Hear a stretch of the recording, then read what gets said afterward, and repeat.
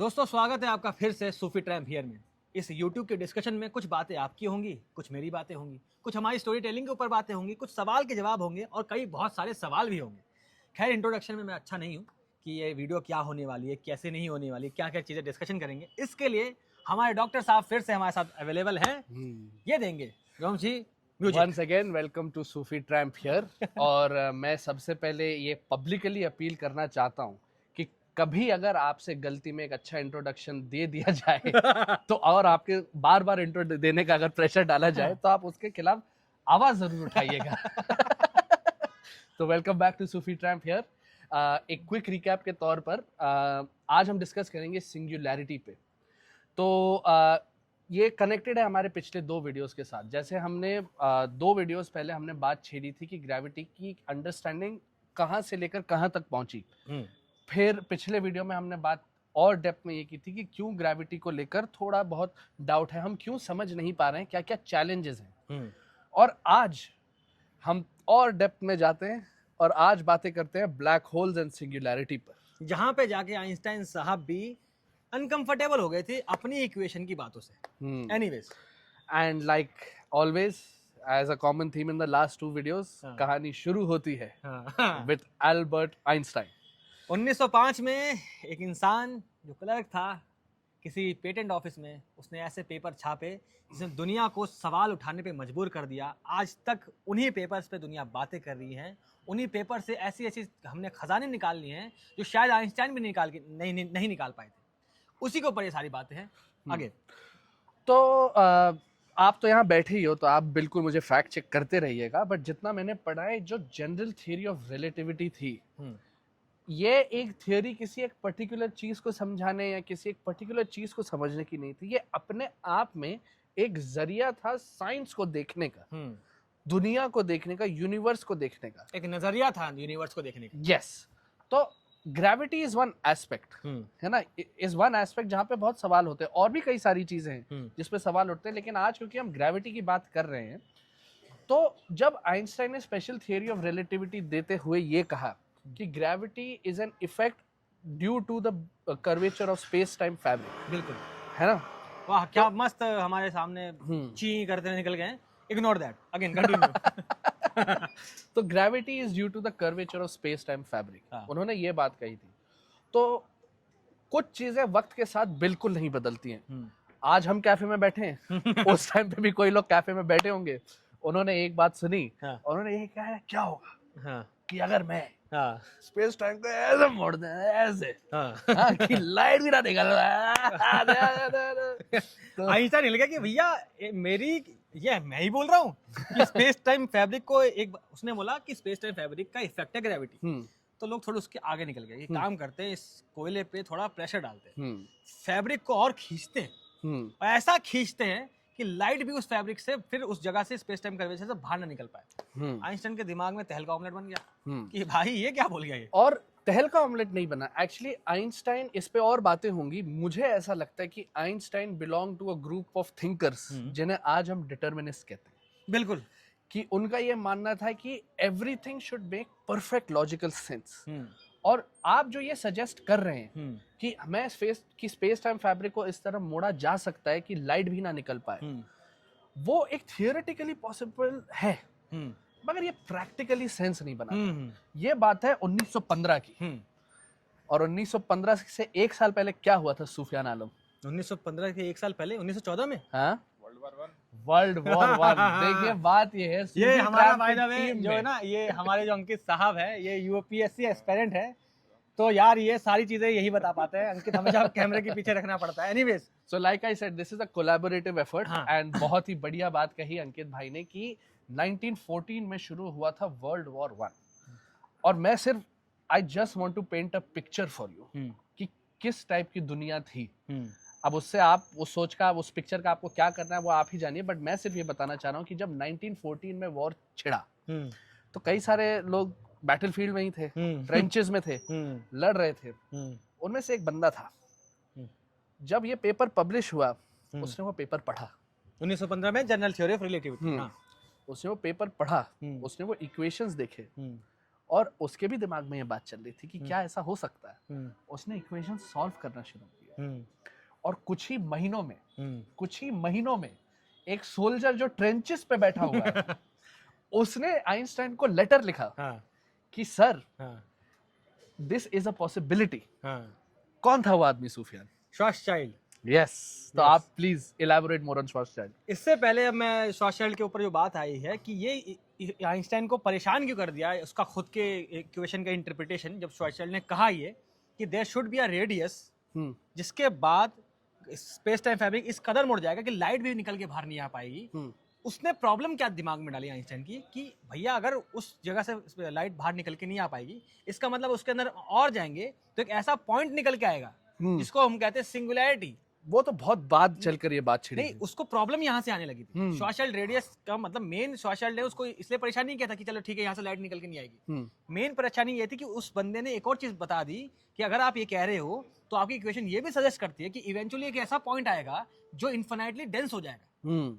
मतलब कि पूरा का पूरा मास को तुम जीरो वॉल्यूम में डाल दोगे। आइंस्टाइन परेशान हो गया। इसका मतलब क्या है कि रियलिटी जो है वो एब्सोल्यूट नहीं है।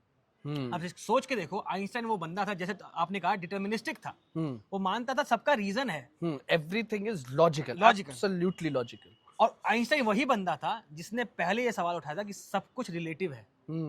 स्पीड रिलेटिव है, सिर्फ स्पीड ऑफ लाइट को अगर हम कांस्टेंट माने तो टाइम भी रिलेटिव है। और वही बंदा वो निकल के आ रहा जो बोल रहा नहीं भैया रियलिटी एब्सोल्यूट है, रियलिटी सिर्फ एक हो सकती है। और ये मतलब ये कोई क्रिटिसिज्म नहीं है आइंस्टाइन का, ये डॉक्यूमेंटेड चीजें हैं। ये बातें उन्होंने कही थी। एंड अगर इसको बहुत सिंपलिस्टिकली अगर इसको पोर्ट्रे किया जाए तो उनकी दिक्कत सिर्फ ये थी, वो ये कह रहे थे कि अगर ऐसी कोई चीज सच में एग्जिस्ट करती है तो यहाँ जो लॉजिकल फिजिक्स जिसमें हम काम कर रहे हैं वो लॉजिक ब्रेक हो रहा है। तो थियरी में ये पॉसिबल है, मैथमेटिकली ये पॉसिबल है, बट ये कोई प्रैक्टिकल चीज नहीं। उनका डर एक और चीज निकल के आ गया कि अगर तुम ये बोल रहे हो कि एक इन्फिनाइटली डेंस पॉइंट निकल के आ जाएगा, यानी कि स्पेस टाइम कर्वेचर बहुत मुड़ जाएगा, इन्फिनाइटली मुड़ जाएगा, तो ये चीज ये सजेस्ट कर देगी कि general theory of relativity complete नहीं है। हाँ, वही आइंस्टाइन परेशान हो गए कि यार इसका मतलब ये है कि मेरी general theory of relativity complete नहीं। लेकिन आप गलत हो सुफियान। क्या? क्योंकि आप ये सजेस्ट कर रहे हो कि उन्हें ये डर था कि उनकी थियरी गलत रॉन्ग हो जाएगी। मगर इनकम्प्लीट साबित मैं जो पिक्चर पेंट कर रहा हूँ ना, मैं अभी भी पेंट ही कर रहा हूँ। करो। तो आइंस्टाइन की greatness does not lie in his mind. वो एक ऐसे इंसान थे कि मतलब वो सच में rarest of the rare gem थे इस दुनिया के। I know where are you going now. Yes. तो लेकिन उस पिक्चर को पेंट करने में मेरी ये डिस्कशन काम आएगी। अब देखो, बिल्कुल आप देखो। बिल्कुल। लेकिन मैं बस ये कह रहा हूँ कि आप थोड़ा सा मैं भी बोलूं। बिल्कुल। तो आजकल के जमाने में क्या होता है कि आप किसी पर आलोचना कर दो तो हम बहुत सिली हो जाते हैं। हम किसी भी हद तक चले जाएंगे खुद को राइट बताने के लिए, और ये प्रैक्टिकल कहा जाता है। मगर इस दुनिया का one of the greatest scientist, जब उसको एक मैथमेटिशियन ने जो वॉर में बैठा उसने ये सजेस्ट किया कि आपकी थियरी समझा नहीं पा रही है सब कुछ, वो डगमगाए नहीं। क्योंकि कहानी ये है कि कुछ टाइम बाद श्वार्ज़चाइल्ड साहब बहुत बीमार पड़ने लग गए, और ये सिर्फ आइंस्टाइन और श्वार्ज़चाइल्ड के बीच में एक्सचेंज था। इस पर बातें जरूर हो रही थी लेकिन ये पब्लिक इंफॉर्मेशन नहीं थी। आइंस्टाइन साहब ने बहुत मदद की श्वार्ज़चाइल्ड की कि इस बीमारी के हालत में इस बंदे के पेपर्स पब्लिश हो जाएं। वाह। और इसीलिए आइंस्टाइन है और दूसरा आइंस्टाइन आ ही नहीं रहा। वाह, क्या बात कही यार। बताओ, जंग, उसमें फिजिक्स, उसमें अगर तुमने ह्यूमैनिटी, सामने वाले की थ्योरी को तुम क्रिटिसाइज कर रहे हो, उसके बावजूद भी बोल रहा है नहीं, और उसी ने पब्लिश करवाई। वाह। अब बात होती है इससे बहुत इंटरेस्टिंग चीज आती है। पहली बात तो जो श्वार्ज़चाइल्ड रेडियस दिया उसने, कि इस रेडियस के बाहर कोई भी लाइट बाहर निकल के नहीं आ पाएगी, उसको आज हम जानते हैं इवेंट होराइजन के नाम से। अब एक और चीज आती है, आइंस्टाइन फिर खुश हो गया थोड़ा सा। आइंस्टाइन ने कहा अच्छा ठीक है, आपने कहा कि उस श्वार्ज़चाइल्ड रेडियस से, जिसको हम इवेंट होराइजन कहते हैं, उससे लाइट भी अब बाहर नहीं निकल के आ पाएगी। तो मानते हैं कि स्टार कर रहा है कोलैप्स। अच्छा, बाय द वे कोलैप्स का मतलब क्या होता है कि हमारे जो स्टार नॉर्मली स्टार होते हैं वो कि फ्यूल पे रन करते हैं ना, न्यूक्लियर फ्यूजन होता है, हाइड्रोजन मिलते हैं, हीलियम बनाते हैं। एक पॉइंट पे सारा हाइड्रोजन खत्म हो जाएगा, ठीक है, हीलियम बनना बंद, अब हीलियम है सब तरफ। अब फ्यूल अब उसके पास फ्यूल है नहीं जलाने को। अब फ्यूल से क्या होता है कि एनर्जी क्रिएट होती है, एक्सपैंड करती है चीजें। ग्रेविटी जो मास को खींच रही है, तो ये कांस्टेंट लड़ाई रहती है। एक पॉइंट पे फ्यूल खत्म हो गया तो कौन जीतेगा? ग्रेविटी। तो खींचने लगेगी। अब मान लो इसी को कहते हैं स्टार कोलैप्स कर रहा है, तो स्टार कोलैप्स होते होते होते उस पॉइंट तक जा रहा है जिसको हमने कहा है श्वार्ट्ज़फील्ड रेडियस। अब भाई उसने बोला कि स्पेस टाइम मुड़ा हुआ है, इसका मतलब टाइम भी मुड़ जाएगा। तो उस रेडियस पे तो टाइम दूर के ऑब्जर्वर के लिए क्या हो जाएगा? स्लो डाउन हो जाएगा। इनफैक्ट दूर के ऑब्जर्वर के लिए लगेगा कि वहां पे स्टॉप हो गया। तो भैया वो स्टार कोलैप्स करते करते उस रेडियस पे पहुंचेगा और फ्रीज हो जाएगा।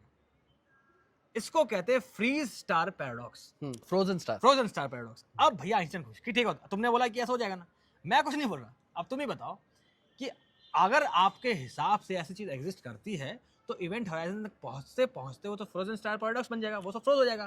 तो कभी ब्लैक होल कभी ये चीज बनी नहीं सकती, सिंगुलैरिटी बनी सकती। अब ये चीज जो है, आइंस्टाइन ये बोलता था कि दुनिया एब्सोल्यूट है। अगर मेरे रिलेटिव में वो स्टार फ्रोज हो गया, रुक गया है, फ्रीज हो गया है, तो इसका मतलब ऐसी सिचुएशन यूनिवर्स लाने नहीं देगा कि एक के पर्सपेक्टिव में तो चीज रुक गई है और दूसरे के पर्सपेक्टिव में तो बोल रहा कोलैप्स करते जा रहा है और सिंगुलैरिटी बन गई। यहाँ थी आइंस्टाइन की बात। यस। और अभी भी मैं पेंट ही कर रहा हूँ। मैं पिक्चर पेंट किए जा रहा हूँ। हाँ। तो उस जमाने में एक बहुत यंग इंसान थे, निकले थे इंडिया से, इंडिया भारत भूमि इस जमीन से। और उनकी भी बहुत ही क्यूरियस माइंड था उनका। भी बहुत होशियार थे। इंडिया कम पढ़ रहा था उनके लिए। उन्होंने कहा मैं जाऊंगा यूके और पढ़ने। और वो बैठे एक स्टीम बोट में, इंडिया से यूके एक स्टीम बोट में। मतलब जिन लोगों को पता है उन्हें पता है। अब आप ही अंदाजा लगा लीजिए कि एक स्टीम बोट में इंडिया से यूके जाने में कितना वक्त लगेगा। मैं डॉक्टर हूँ, बहुत दूर, जितना दूर होता है उतना दूर होता है। हाँ, जितना दूर आप अंदाजा लगा लो उससे थोड़ा और। नहीं, ये बात सही है। कितनी बीमारियां होती हैं एट सी, है ना? कितना मेंटल प्रेशर रहता है आपके ऊपर, कितना आपका माइंड खो जाता है। सेलर्स लोगों का एक सटायर होता था, हालांकि सेलर एक अलग ही पर्सनालिटी रहती है, दिमाग खराब हो जाता है इनका घूम घूम के। लेकिन ऐसे एनवायरनमेंट में इस बंदे ने हार नहीं मानी। हम जरा सी इनकन्वीनियंस पे तिल मिला जाते हैं, ये बंदा बैठा और इसने कहा चलो let us assume that Einstein's theory of relativity is right and let us assume that Schwarzschild is right. और वो बैठे कैलकुलेट करने कि चलो सन को ही ले लेते हैं। अगर सन धीरे धीरे ब्रेक डाउन होने लगा, कोलैप्स करने लगा, तो क्या ब्लैक होल बनेगा? क्या बात है, उनका नाम बताइए पहले। सुब्रमण्यम चंद्रशेखर। ठीक है। उन्होंने क्या चीज दी? उन्होंने बोला कि ठीक है, आइंस्टाइन मानते थे कि जब कोई भी डाइंग स्टार कोलैप्स करेगा तो अल्टीमेटली व्हाइट डॉर्फ बन जाएगा या न्यूट्रॉन स्टार बन जाएगा। तो जब एस चंद्रशेखर जी ने वो कैलकुलेशन चालू करी तो उसने बोला कि अगर कोई भी स्टार 1.4 टाइम्स ऑफ हमारे मास ऑफ सन होगा, तो जब वो कोलैप्स करेगा तो वो बनेगा हमारा व्हाइट डॉर्फ। ऑलराइट। 1.4 से 3 टाइम्स ऑफ मास ऑफ सन होगा तो वो बनेगा न्यूट्रॉन स्टार। ऑलराइट। 3 से ज्यादा हो जाएगा तो बनेगा black hole. By the way, black hole की जो टर्म दिया गया वो किसी और ने बाद में जाके, व्हीलर नाम था उनका, उन्होंने ये चीज करना, ये पॉपुलर किया था इस वर्ड को। अब आइंस्टाइन फिर वहां से अड़ने लगे। आइंस्टाइन और एडिंगटन जी कहने लगे भैया देखो तुम ना बहुत गलत बात कह रहे हो, ये नहीं हो सकता। और बहुत सारी थ्योरीज देनी पड़ेगी और बहुत उनको रिजेक्शन झेलने पड़े एस चंद्रशेखर। और ऐसा आपके साथ होता है, इसमें बहुत बड़ी सीख है कि एस चंद्रशेखर की साइंटिफिक कम्युनिटी में कोई स्टैंडिंग नहीं थी। और वो ब्रिटिश साइंटिस्ट का नाम क्या था? एडिंगटन, जिन्होंने फिर क्रिटिसाइज किया आइंस्टाइन के साथ मिलके। एडिंगटन और Einstein, editing was very harsh on S Chandrashekhar. मतलब उन्होंने ऐसी चीजें कही थी जो मैं अभी भी कतरा रहा हूँ। मैं नहीं चाहता कि लोग, क्योंकि इसमें जो डीपर मीनिंग है मैं वो जानना चाहता हूँ कि 1931 में दोनों ने मिलके बहुत क्रिटिसाइज किया था।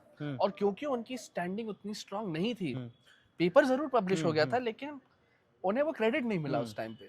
उस बाय द वे उस लिमिट को कहते हैं चंद्रशेखर लिमिट कि इस लिमिट के बाद एक ब्लैक होल बनने लगेगा। और आइंस्टाइन और एडिंगटन ये कहने लगे कि यार तुम जो बोल रहे हो मैथमेटिकली चीज सही जा रही है, लेकिन I believe there are some hidden physics जिसको हम समझ नहीं सकते, वो इस कोलैप्स को रोक लेगी। हाँ, वो इस कोलैप्स को रोक लेगी, हमें बस पढ़ने दो। अभी तुम जानो, ज्ञान लो, यूनिवर्स को तुम ऐसा अनडिफाइंड चीज क्यों बना रहे हो? और बेचारे चंद्रशेखर साहब दबा दिए गए, निकल गए। कोई बात नहीं। देखिए, कुदरत का अपना कमाल होता है। हाल ही में पिक्चर आई थी, मुझे बहुत पसंद लगी आई हाँ, थी। हाँ, उस आदमी ने एटम बॉम्ब बनाया था, हाँ, लेकिन उसके पहले उन्होंने कुछ और कहा। हाँ, क्या कहा था? ओपनहाइमर साहब। तो ओपनहाइमर साहब ने जाके वो फ्रोजन स्टार पैराडॉक्स को समझाया। पहली बात तो उन्होंने कहा ठीक है आइंस्टाइन साहब, आप ये कह रहे हो कि जैसे ही वो कोलैप्स करते करते इवेंट होराइजन, जिसको हम सोशल रेडियस करें, वहां तक पहुंचेगा तो फ्रीज हो जाएगा किसी पर्सपेक्टिव के लिए। अब समझाते हैं कि ये फ्रोजन स्टार पैराडॉक्स कैसे सॉल्व हो रहा है। अब स्पेस टाइम फैब्रिक मुड़ा हुआ है, मतलब खींचा हुआ है, तो लाइट वहां से निकल के आ रही है जितनी भी पहुंच पा रही है। इवेंट होराइजन के बाद तो नहीं निकल पाएगी। इवेंट होराइजन जस्ट बाहर जो लाइट होगी वो खिंच के निकलेगी। इवेंचुअली अभी लाइट निकल रही है किसी एक वेवलेंथ की, अब वो खिंचने लगेगी तो वेवलेंथ अपना उसका वेवलेंथ बढ़ता जाएगा। तो पहले वो मान लो कोई ग्रीन लाइट थी, शिफ्ट होते होते पहुंचेगी रेड पे, उसके बाद पहुंचेगी इंफ्रारेड पे, उसके बाद और नीचे जाएगी। इवेंचुअली लाइट इतनी खिंचने लगेगी कि हमें वो दिखना बंद हो जाएगा। तो अल्टीमेटली जो तुम बोल रहे हो कि वो स्टार फ्रोज हो गया है, वो फ्रीज होगा नहीं, इवेंचुअली वो फेड आउट हो जाएगा। तो इसका मतलब तुम्हारे पर्सपेक्टिव में भी वहां ब्लैक होल बन गया। और इवेंट होराइजन के अंदर टाइम तो चल रहा है आराम से। पेनरोज ने बताया था कि कैसे टाइम चलता है। उसके बाद पेनरोज ने बोला कि इवेंट होराइजन के अंदर टाइम चल रहा है, वो ब्लैक होल बन जाएगा। बाहर के पर्सपेक्टिव में भी ब्लैक होल बन गया, अंदर के पर्सपेक्टिव में ब्लैक होल बन गया, मतलब ब्लैक होल बनेगा। तो आइंस्टाइन की थ्योरी ऑफ रिलेटिविटी को ही लेकर हाँ, उन्होंने कहा कि सर हाँ, आप ही सही हैं। हाँ, हाँ, मैं बस बता रहा हूँ कि आप कैसे सही हैं। सही है, बस बस, है ना? यार दुनिया की आयरनी देखो। आइंस्टाइन वो इंसान थे जिन्होंने क्वांटम मैकेनिक्स को रिजेक्ट किया। आइंस्टाइन कहते थे God doesn't play dice with us. Quantum mechanics बोल रही कि भैया कि तुम रैंडमली चीज बात करो, क्वांटम मैकेनिक्स गलत है। अब देखिए क्या होता है। ओपनहाइमर बोल रहे हैं सिंगुलैरिटी बनेगी, ब्लैक होल बनेगा। चंद्रशेखर जी बोल रहे हैं सिंगुलैरिटी बनेगी, ब्लैक होल बनेगा। श्वासल बोल रहे हैं सिंगुलैरिटी बनेगी, ब्लैक होल बनेगा। सब बोल रहे हैं ब्लैक होल। क्वांटम मैकेनिक्स बोल रही है कि सिंगुलैरिटी नहीं बनेगी। जिस चीज के अगेंस्ट आइंस्टाइन खड़े थे, उस चीज के सपोर्ट में आगे इस पे थोड़ा और कॉन्टेक्स्ट लगेगा एक्चुअली। हाँ, हाँ, तो उस पे खैर बाद में बात होगी। हाँ, ओहो, इस पे हमने शॉर्ट फिल्म भी बनाई थी। हाँ, कि क्वांटम मैकेनिक्स और आइंस्टाइन के बीच क्या जंग थी। हाँ, है ना? तो इनिशियली ये था कि quantum mechanics was against Einstein, लेकिन ये बहुत आगे चल के आता है कि आज क्वांटम मैकेनिक्स क्या कह रही है। तो ये हम उस पॉइंट पर आते हैं। तब तक आप दर्शकों को ये समझाइए कि पेनरोज क्या कह रहे थे। पेनरोज ने जब अपना पेनरोज डायग्राम की बात करी, उसने बोला कि इवेंट होराइजन के अंदर जो टाइम रन करता है इवेंचुअली वो रन करेगा, लेकिन इवेंट होराइजन के बाद स्पेस टाइम इस कदर मुड़ेगा कि सिंगुलैरिटी टाइम में पॉइंट बन जाएगी। सिंगुलैरिटी इज अ वो पॉइंट, बॉटल गिरी थी ना, पानी दो है। Is not a point in space basically, it's a point in time. तो इवेंट होराइजन के अंदर टाइम तब भी रन कर रहा है, आराम से रन कर रहा है, और जाके वो रुक जाएगा सिंगुलैरिटी पे, या क्या होगा सिंगुलैरिटी पे पता नहीं। पेनरोज, ओपनहाइमर, ये सब लोग एक ही चीज बता रहे थे कि सिंगुलैरिटी बनेगी।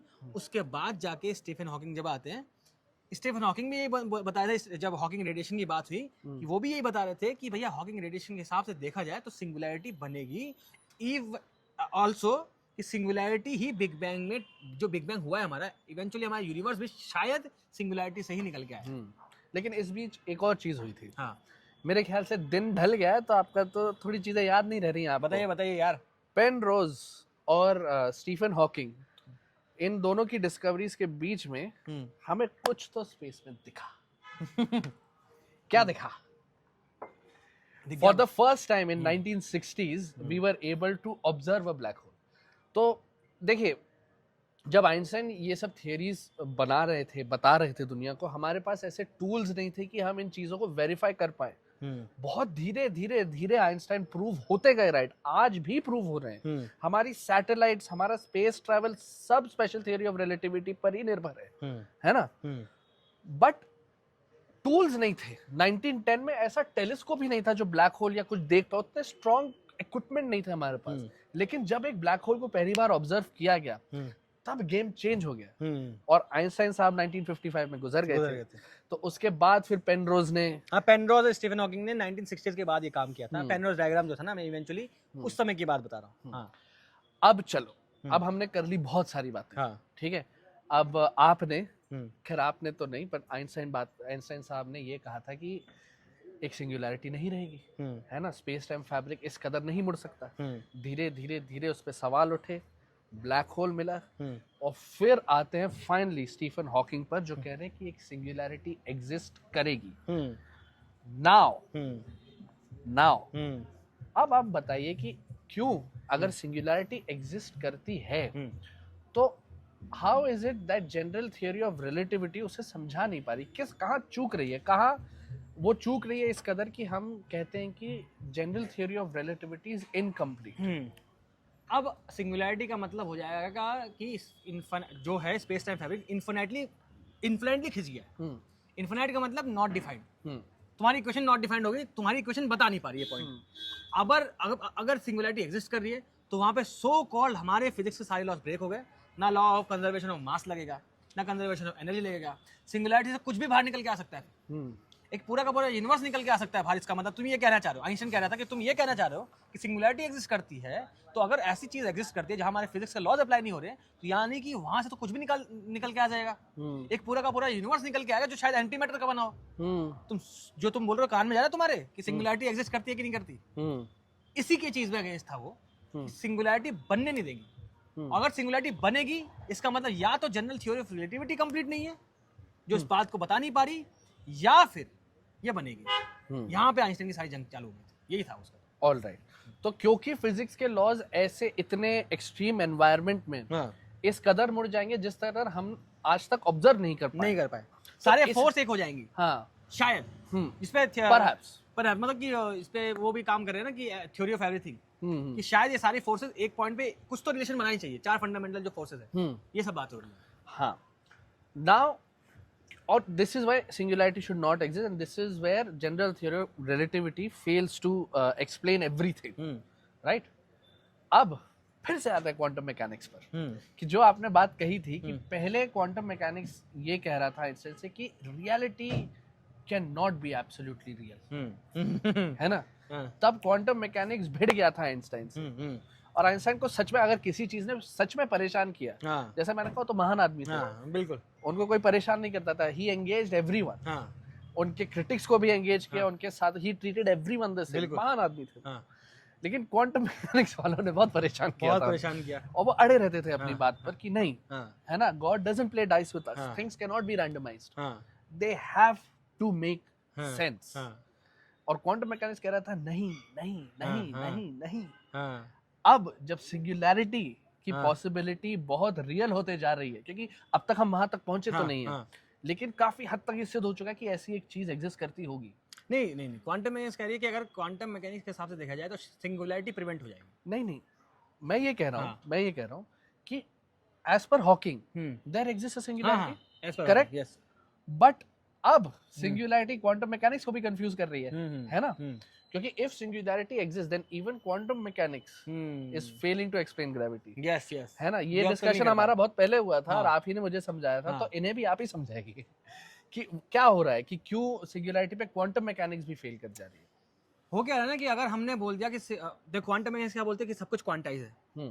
टेक्निकल टर्म्स में हर फंडामेंटल फोर्सेस के पीछे रीजन है पार्टिकल्स का। जैसे बोसोन्स की वजह से क्या नाम है इलेक्ट्रोमैग्नेटिक फोर्स बनती है, सब बनती है।